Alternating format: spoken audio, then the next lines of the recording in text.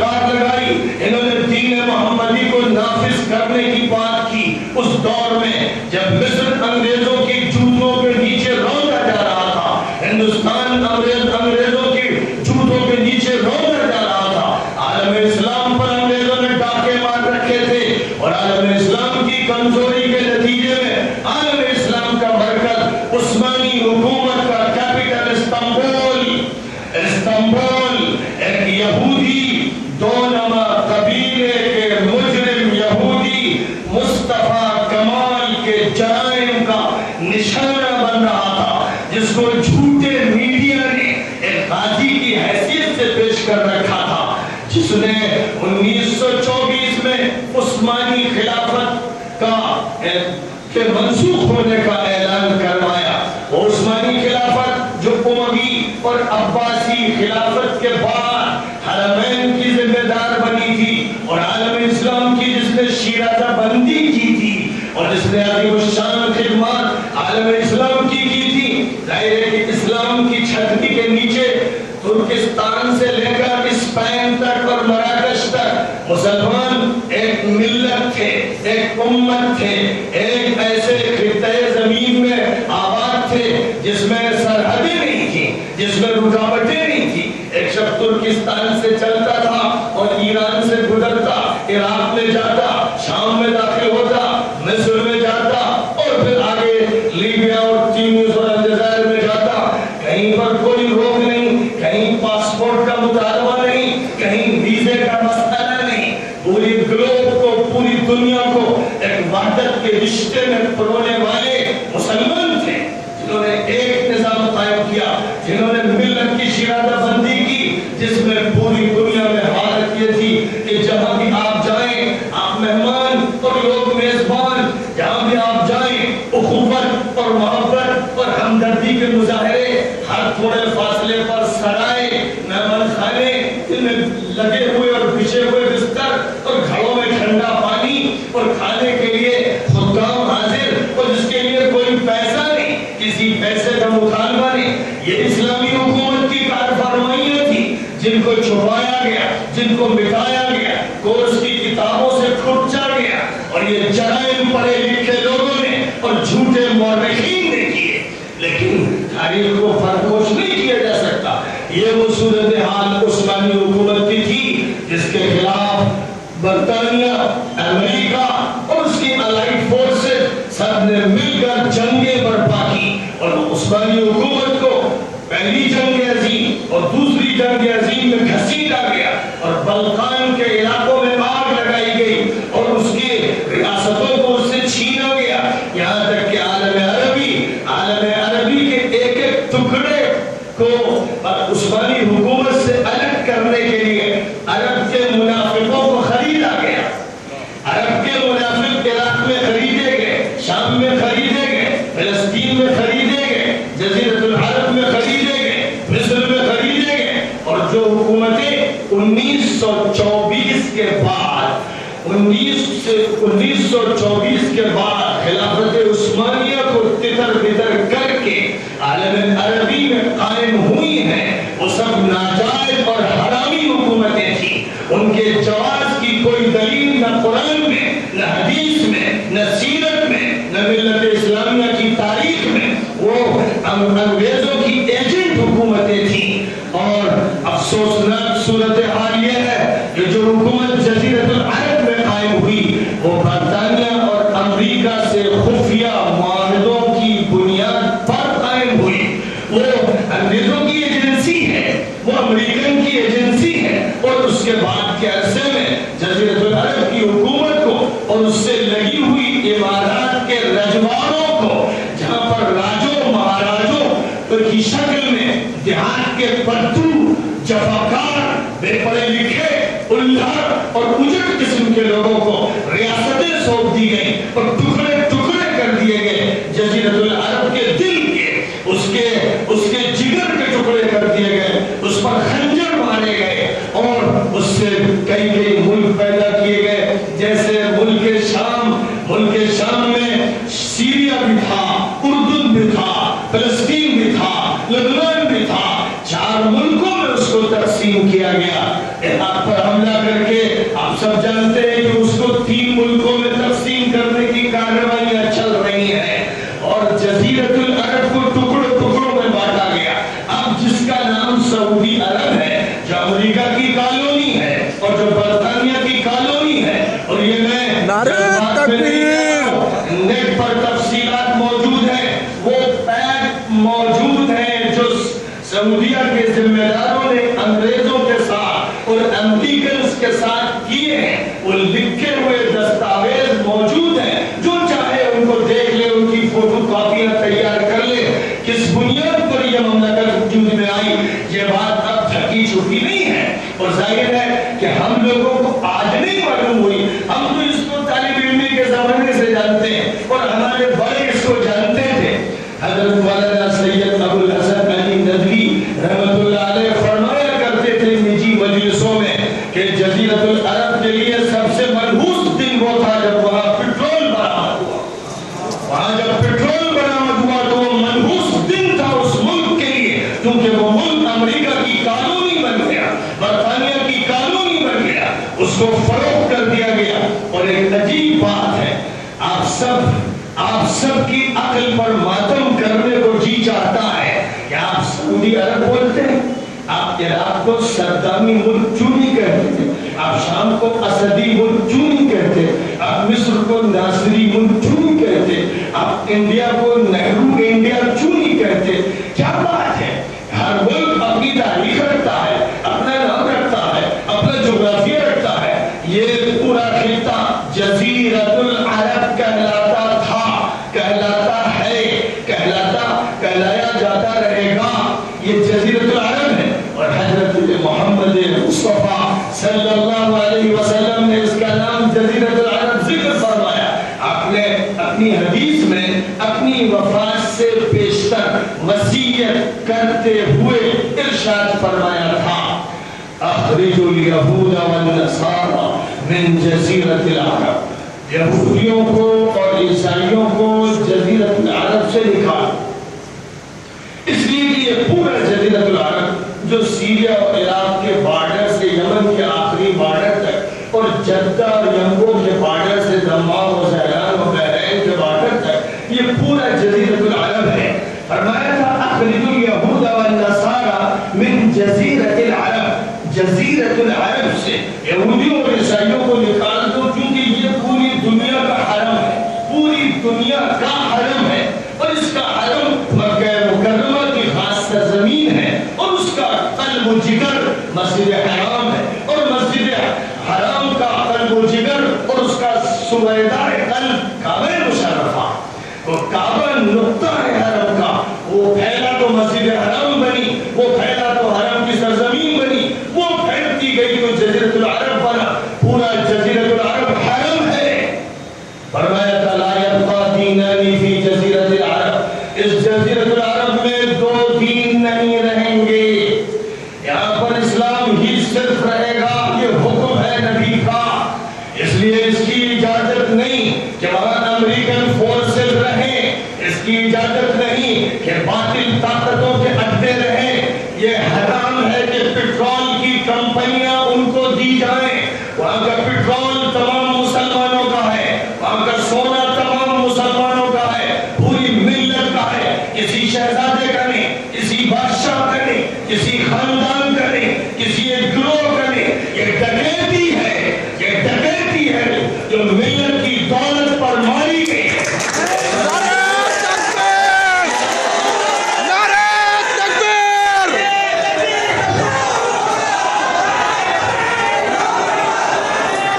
میرے بزرگوں, جاننے والے جانتے ہیں, اور شاید آپ میں سے بہت سے لوگوں کو نہیں معلوم ہوگا کہ سعودی عرب میں حزب مخالف نہیں ہے, کیونکہ مخالفت کرنے والے کو مارا جاتا ہے, جیل میں بند کیا جاتا ہے. ہزاروں کی تعداد میں آج نوجوان اور اہل حق سعودیہ کے جیلوں میں بند ہیں. ان کی غلطی یہ ہے کہ وہ کہتے ہیں کہ اللہ کی شریعت کو نافذ کرو اور استحسان مت کرو اور جاہلانہ بادشاہت سے توبہ کرو اور لوگوں کو ان کا حق دو, اور چند لوگوں کے ہاتھ میں دولت کا ارتکاب نہیں ہونا چاہیے, سب کو حق ملنا چاہیے. اور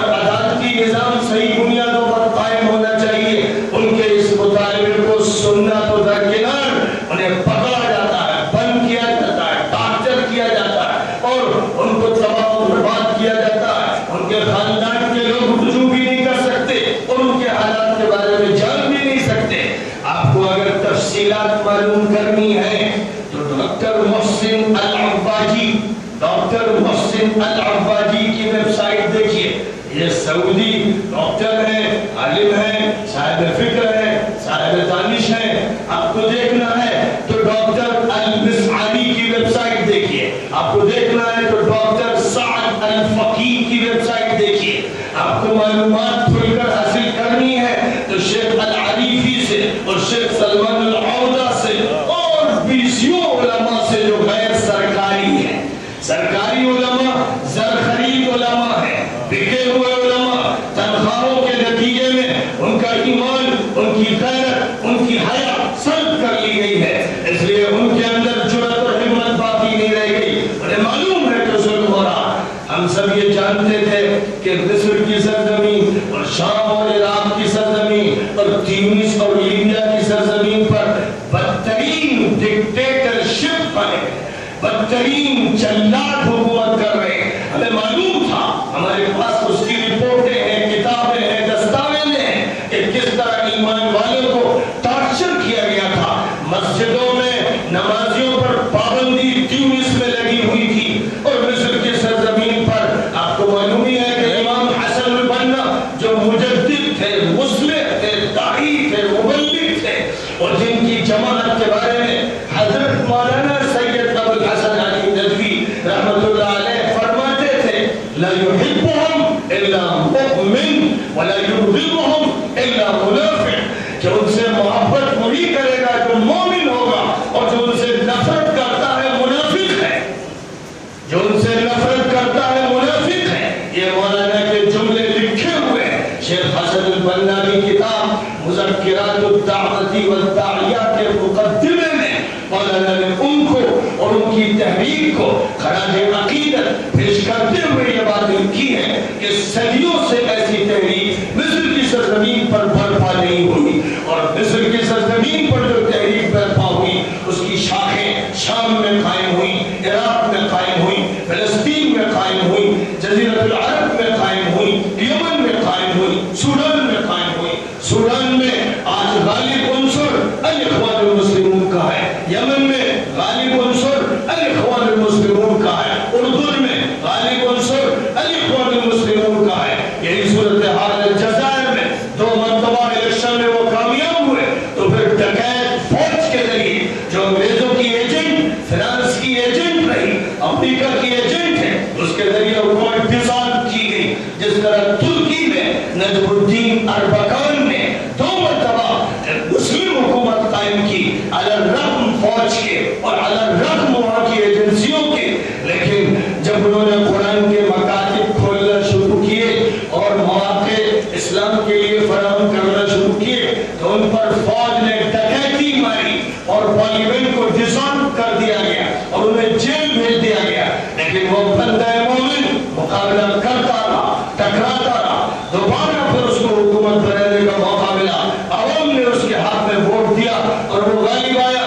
پھر فوج نے مداخلت کر کے جو اسرائیل کی ایجنسی ہے, دنیا میں سب سے بدترین فوج ترکی کی ہے اور ظاہر ہے کہ جمہوری حکومت اس فوج سے نمٹ رہی ہے. اس نے دھیرے دھیرے اس کے ناخن کاٹے ہیں اور اس کے پر کاٹے ہیں, جس میں سب سے بڑی کامیابی نجم الدین اربکان کے شاگرد رشید جناب طیب اردوغان صاحب کو حاصل ہوئی ہے.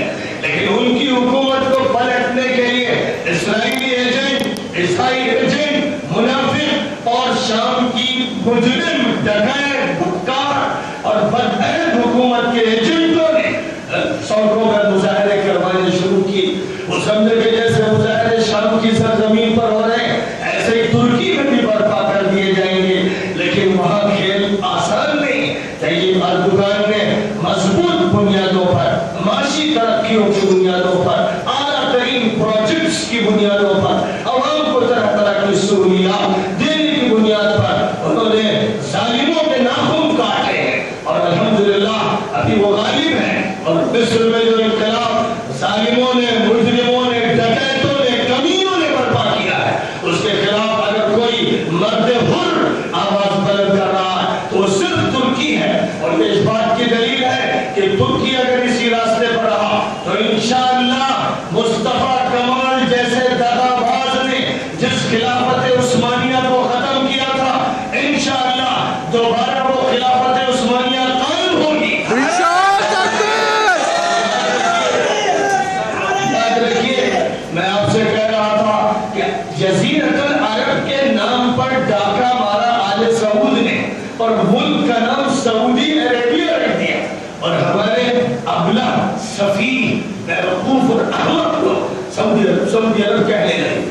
سعودی عرب کیا چیز ہوتی؟ پھر یہ نہرو انڈیا چونے، یہ واجپئی انڈیا چونے، اور مصر ناصری مصر چونے، اور عراق صدامی عراق چونے۔ کسی خاندان کے ایک آدمی کے نام پر ملک کا نام رکھنا یہ مجرمانہ عمل، یہ لاقانونیت، یہ ڈکیتی ہے۔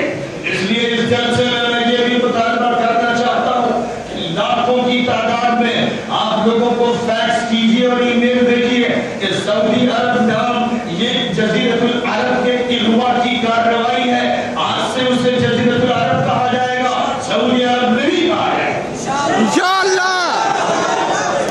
کسی ایک خاندان کے نام پر اس کو منسوب کرنا غیر قانونی ہے، غیر اخلاقی ہے، مجرمانہ عمل ہے، ایک ٹریپ ہے، ایک جال ہے جس میں لوگوں کو پھانس لیا گیا، اور محمد ابن عبد الوہاب کی تحریک کا استحصال کیا گیا، اور کچھ ملا پال لیے گئے اور جن کو عہدے اور پیسے دیے گئے جو اس کے گیت گانے لگے۔ لیکن مجھے بتائیے قرآن کہتا ہے احل اللہ البیع وحرم الربا، اعلان قرآن میں کیا گیا، اور نبی صلی اللہ علیہ وسلم نے عرفات کے میدان میں سن 10 ہجری میں 1,24,000 کے مجمع میں اعلان کیا کہ اللہ کا حکم ہے کہ سود حرام ہے اور خرید و فروخت اللہ نے جائز قرار دی ہے، اور پھر فرمایا کہ میں سب سے پہلے اپنے چچا عباس کے تمام سود کو اپنے پیروں تلے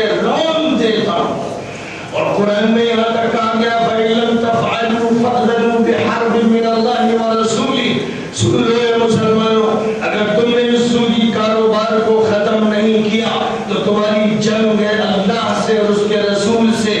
آج کا سعودی عرب یا سعودی حکومت پورے ملک میں سودی بینکوں کا جال بچھائے ہوئے ہے، جس کا مطلب یہ ہے کہ وہ اللہ سے جنگ اور اللہ کے نبی سے جنگ کے نظام پر قائم ہے۔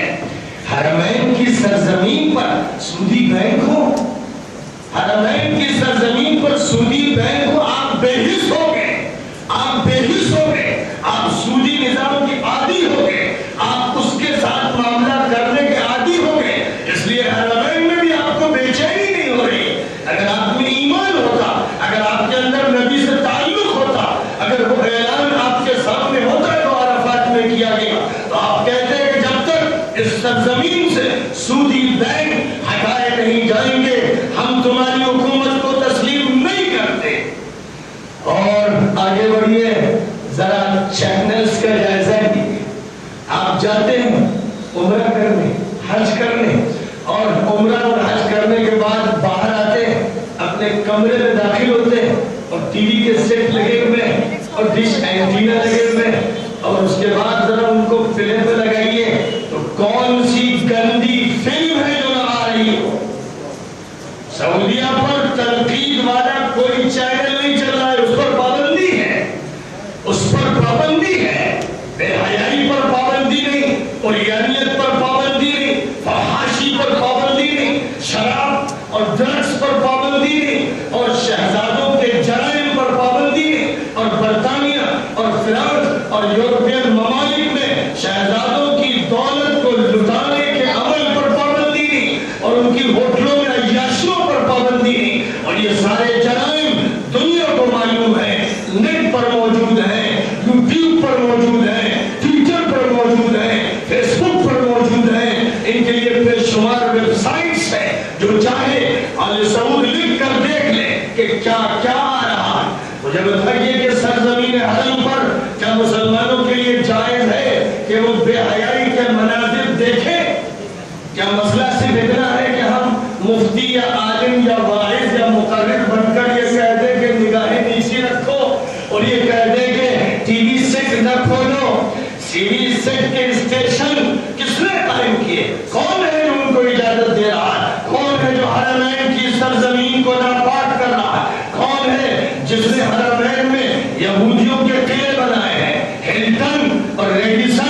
میریڈین اور انٹر کانٹیننٹل اور ان ناموں کی یہودی کمپنیوں کے بڑے بڑے ہوٹل کون بنا رہا؟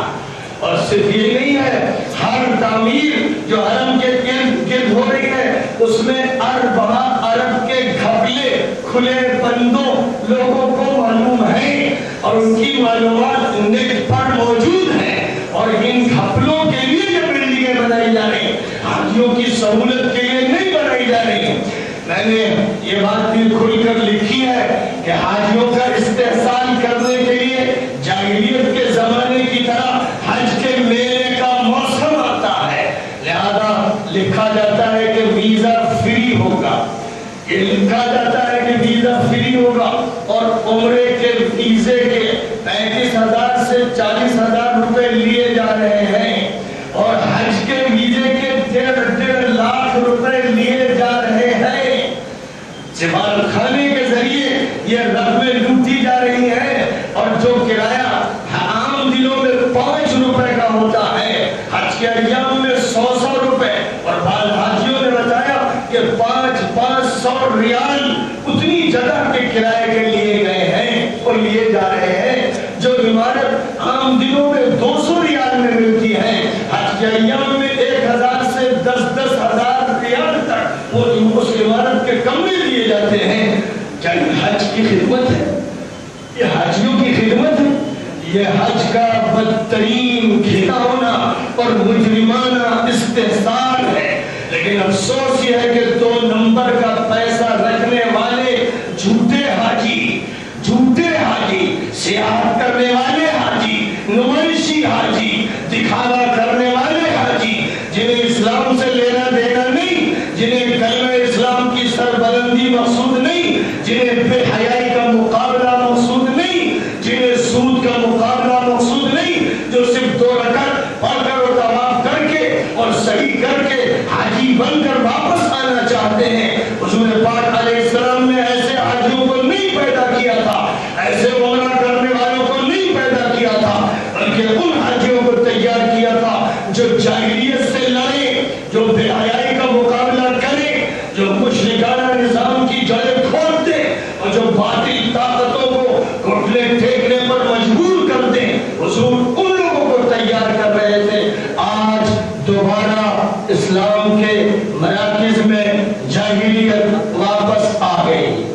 بے شمار جرائم تھے، ہم لوگ سوچتے تھے کہ پردہ پڑا ہے، پڑا رہے دو، کام چلنے دو، لیکن مصر میں طویل مظالم، طویل اذیتوں، تعذیب کے واقعات، جرائم کی فہرست، پوری فوج کو امریکہ کا پسخوردہ کھانے کا اور ان کا بچا ہوا چاٹنے کا عادی بنایا گیا، اور اسرائیل سے 1977 میں انور السادات نے پیکٹ کیا کہ فلسطین کو ہم ماریں گے، تمہیں موقع دیں گے، تمہیں گیس دیں گے، تمہارے ساتھ اسٹریٹجک تعلقات رکھیں گے، حماس کے مجاہدوں کو پکڑیں گے، ٹارچر کریں گے۔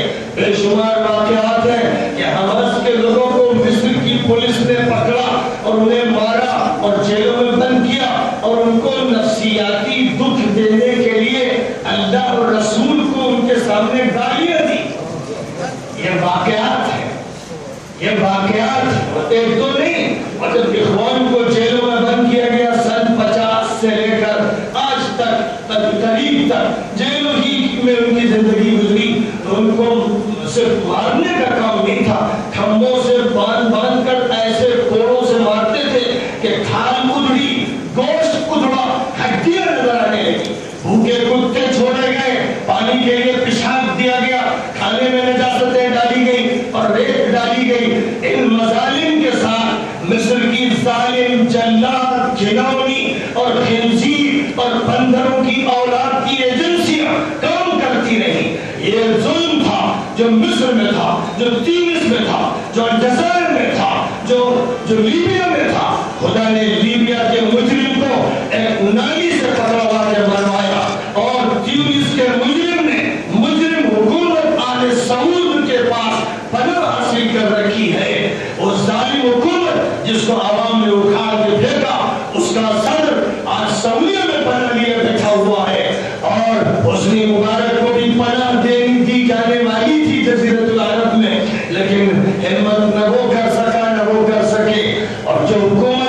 صدر مرسی کی صدارت میں مصر کی سرزمین پر قائم ہوئی.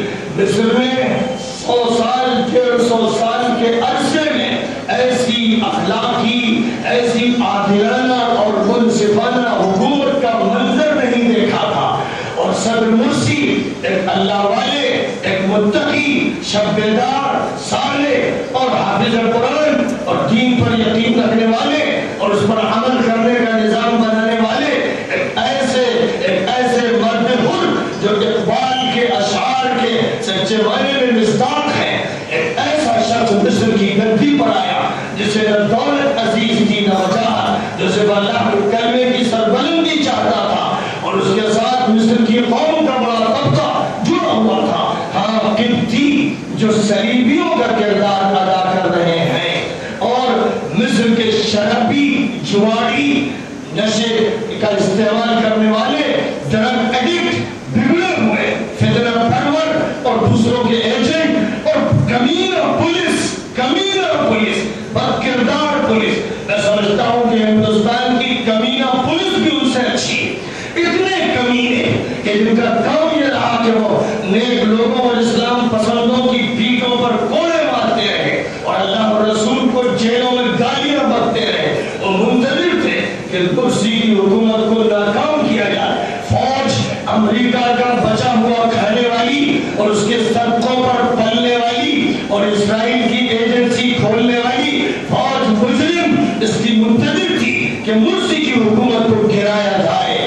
افسوس در افسوس کہ مدد کے لیے قبطی پوپ کے ساتھ جو صلیبی ذہن رکھنے والا مجرم پوپ ہے، اس کے ساتھ ازہر کا سرکاری شیخ، نمائشی مولوی، بکا ہوا ملا جو ابو الفضل اور فیضی کی نمائندگی کرنے والا، مجرمانہ نظام کو وجود میں لانے والا، وہ ایک طرف شیخ الازہر اور ایک طرف سابقہ مفتی علی جمعہ، یہ دونوں ہیں جو ابو الفضل اور فیضی اس دور کے ہیں. ہندوستان میں جو کردار ابو الفضل اور فیضی نے اکبر کی حکومت میں ادا کیا، آج عبد الفتاح سیسی جیسے مجرم اور گندے اور ناپاک انسان کو مدد دینے کے لیے یہ شیخ الازہر بکاؤ اور یہ مفتی علی جمعہ اس کے ساتھ شامل ہو گئے اور نہتوں کے قتل عام کے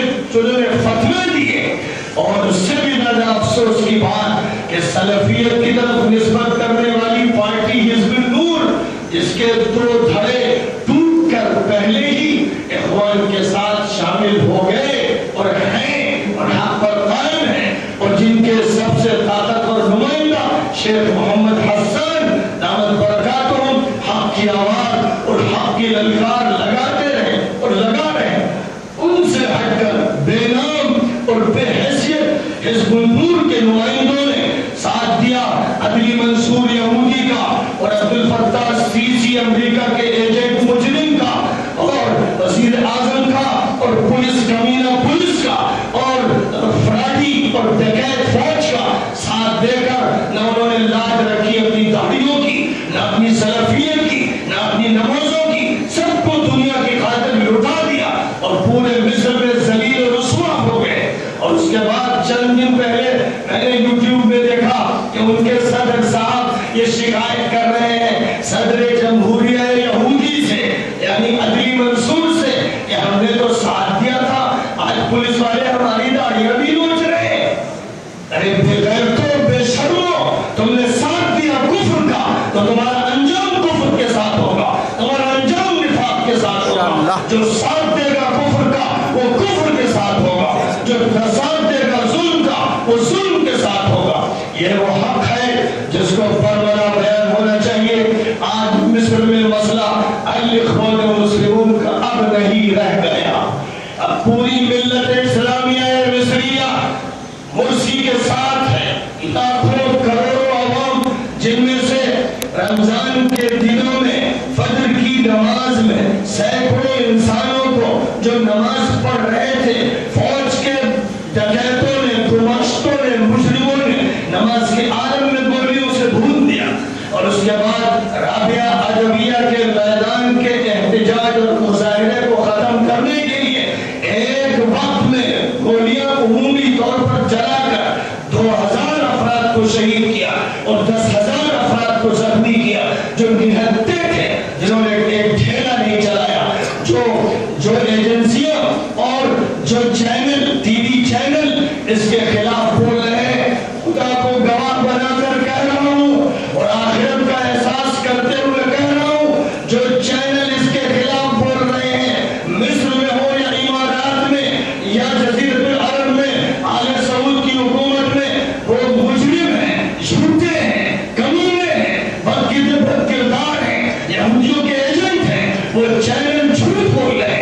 ان کے یہاں سچائی کا نام نہیں. اور جو پوری دنیا کے چینل الیکٹرانک یا پرنٹ میڈیا ان کی باتوں کو دہرا رہا ہے، وہ جھوٹ کو دہرانے والا، وہ کمینوں کی مدد کرنے والا، وہ ڈکیتوں کا ساتھ دینے والا ہے. یہاں پر جو میڈیا کے لوگ موجود ہیں، الیکٹرانک کے ہو یا پرنٹ میڈیا کے، میں ان سے کہوں گا کہ صحیح معلومات صحیح ذرائع سے حاصل کرو.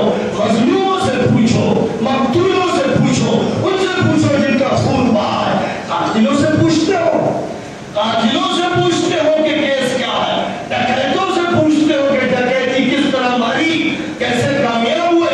ایسے میڈیا کے لوگ اس قابل ہیں کہ ان کو میڈیا سے نکال باہر کیا جائے اور عوام پر تھوکے جو غلط خبریں دے رہے ہیں. اور جہاں تک تعلق ہے سرزمین شام کا، 1980 میں جب میں ریاض میں تھا تو حماد شہر پر حافظ الاسد نے اسلام پسندوں کو کچلنے کے لیے قہر برپا کیا تھا اور 80,000 اہل ایمان کو شہید کیا تھا اور پورے حماد کو بلڈوزروں سے تہس نہس کر کے شہر کو تباہ کر دیا تھا. آج اسی حافظ الاسد کا بیٹا بشار دنیا کی جابر اور تاریخ طاقتوں روس کے ساتھ، ایران کے ساتھ اور حزب اللہ کے ساتھ مل کر جن کا عقیدہ یہ ہے، جو لوگ اسلام کی طرف نسبت کرتے ہیں، ان کا عقیدہ یہ ہے کہ تاریخ اسلامی کے سب سے بڑے مجرم ابو بکر و عمر تھے، جن کی قبروں کو کھود کر ان کی لاشوں کو سولی پر چڑھانے کا ہم انتظار کر رہے ہیں. یہ وہ لوگ ہیں جو حضرت عائشہ پر الزام تراشی کرتے ہیں اور ان کی بے عزتی اور بے آبروئی پر بھولے.